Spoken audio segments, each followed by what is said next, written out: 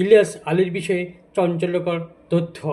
১৩ বছর আগে ঢাকা থেকে তুলে নেওয়া হয় বিএনপি নেতা ইলিয়াস আলীকে।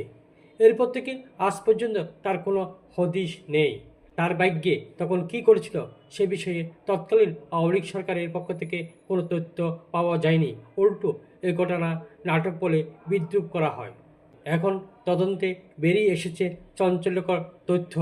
সিলেটের জনপ্রিয় এই নেতাকে গুমের পর হত্যা করা হয় বলে জানিয়েছেন আন্তর্জাতিক অপরাধ ট্রাইব্যুনালের চিফ প্রসিকিউটর মোহাম্মদ তাজুল ইসলাম।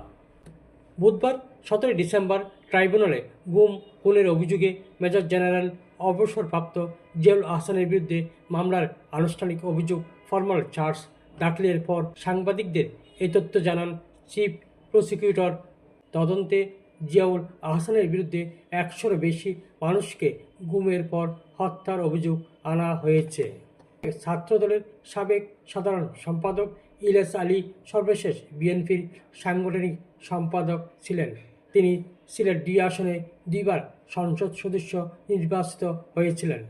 ২০১২ সালের এপ্রিলে রাজধানীর বনানীতে বাসার কাছ থেকে তাকে তুলে নেওয়া হয়েছিল।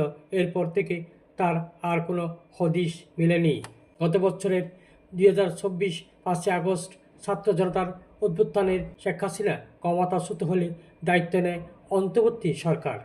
এরপর আন্তর্জাতিক অপরাধ ট্রাইব্যুনাল পুনর্গঠনের পর ফ্যাসিস্ট আওয়ামী লীগ সরকারের আমলে গুমের ঘটনাগুলো তদন্ত শুরু করে।